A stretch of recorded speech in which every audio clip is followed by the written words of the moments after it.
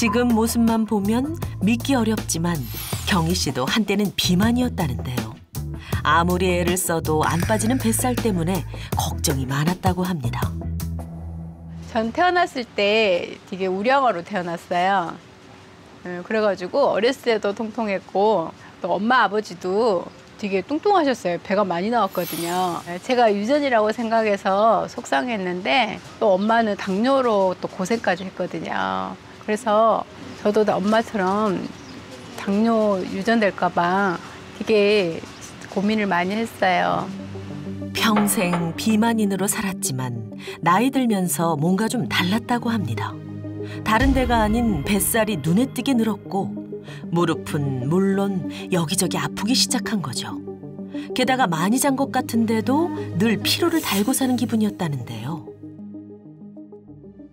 제가 내장 지방을 빼려고 진짜 별거 다 해봤거든요.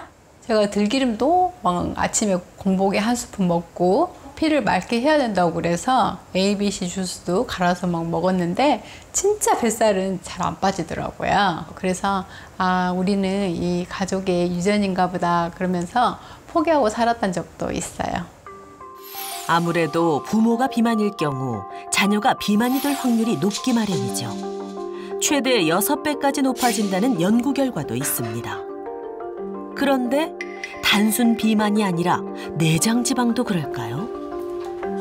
우리 몸에 쌓이는 지방도 유전의 영향을 많이 받습니다. 한 연구에 따르면 내장 사이사이에 끼인 지방인 내장지방은 약 56%가 유전 때문으로 피하지방보다 더 강한 유전의 영향을 받는데요. 가족력, 즉 부모님 모두 복부비만이 있었다면 같은 식사량, 같은 운동량을 해도 내장지방이 쉽게 빠지지 않는 체질일 수 있습니다.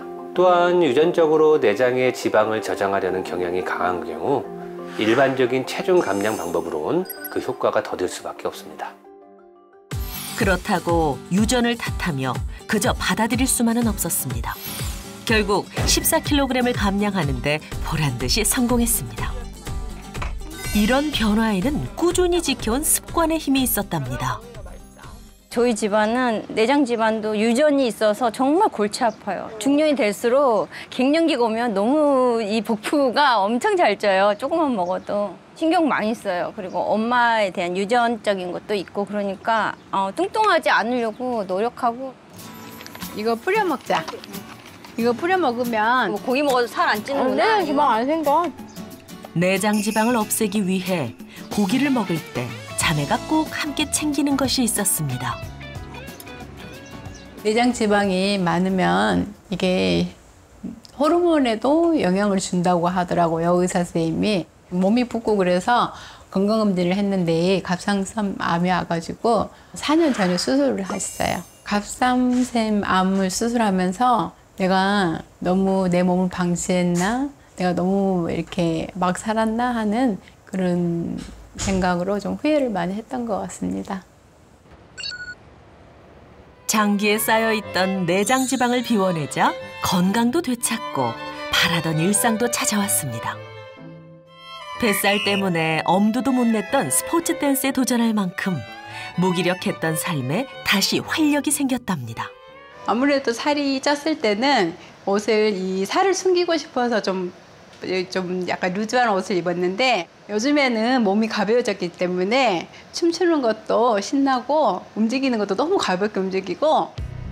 현재 그녀의 몸무게는 54kg. 허리둘레는 27인치로 지금이 인생에서 가장 날씬한 순간이라고 합니다. 언니! 너 왔네? 어이구 우리 언니 또 춤추네. 배고프지? 이봐봐. 내가 많이 먹으라고 뭐야? 이렇게 사왔지. 그래 나 배고팠거든. 그래, 가서 먹자고. 예전엔 햄버거 같은 건 먹을 때마다 걱정이 앞섰죠. 하지만 이젠 마음 편히 먹을 수 있답니다. 다 먹었어? 응, 거의 다 먹었어. 다 먹으면 이거 먹자. 또 먹어야지. 이렇게 마음 놓고 먹을 수 있게 된 건 매일 챙기는 이것이 한몫했답니다. 캠핑장에서도 빼놓지 않았던 바로 그것. 무엇일까요? 매일 먹고 있는데요. 알파시드예요. 살도 살인데 내장 지방이 되게 고민이었거든요. 근데 친구가 내장 지방만 쑥 살을 빼준다고 해서 좀 추천해 주더라고요. 이제 한껏 먹어도 지방이 싹 빠져나가는 느낌이 들어서 몸이 가볍고 고기를 먹어도 너무 안심이 돼요. 기름진 음식을 먹는 날에는 음식 위에 뿌려 먹기도 한다는데요. 그리고 동생 미영 씨 역시 알파CD를 꾸준히 챙기는 이유가 있답니다. 40대 중반부터 뱃살 확 찌더니 엄마처럼 유전이 있었는지 당뇨 진단을 받게 되었어요. 식습관은 그대로인데 뱃살이 슬슬 빠지기 시작하더니 저 5kg나 빠졌거든요. 특히 이렇게 기름진 음식을 먹고 난 후에는 꼭 먹게 되죠. 내장 지방을 배출하고 뱃살 감량에 성공한 경희 씨 자매. 특히 경희 씨는 알파CD를 꾸준히 섭취한 이후 혈액 검사에서 모든 수치가 안정적으로 유지되고 있었습니다. 경희 씨 자매가 내장 지방 관리에 도움을 받았다는 알파CD란 무엇일까요? 알파CD, 이건 알파시클로덱스트린이라는 식이섬유의 줄임말인데요. 이름은 좀 어렵지만 사실 원료는 꽤 친숙해요.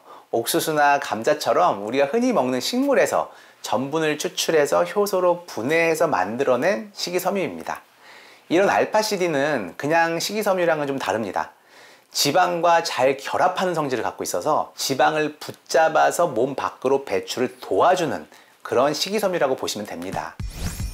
이미 미국과 유럽 등에선 오래전부터 알려져 있던 알파CD. 최근 체중 관리에 도움을 준다고 해서 더욱 주목받고 있습니다. 실제로 알파CD가 체중 감소와 지방 배출에 도움이 된다는 연구 결과도 있는데요. 두 그룹 모두 고지방 식단을 먹었지만 알파CD를 섭취한 그룹에서만 지방 배출이 증가해 체중이 감소한 것을 확인할 수 있었습니다. 어머님들, 이 내장 지방을 배출하는 데 도움이 된다고 한 이 알파CD는요, 식이섬유예요. 식이섬유 많이 들어보셨죠? 네. 식이섬유라고 다 똑같은 식이섬유가 아니에요. 이 알파CD는 물에 잘 안 녹는 불용성 식이섬유라서 몸에 흡수가 안 돼요. 자, 그런데 대신에 지방이랑은 또 되게 잘 달라붙어요. 지방에 잘 붙는다고요? 네, 제가 어머님들께 실제로 어떤 원리인지 한번 보여드리도록 할게요. 네, 여기 보시면은요, 우리 몸속의 장 속을 한번 표현해 봤어요. 그런데 장 안에 뭐가 많을까요?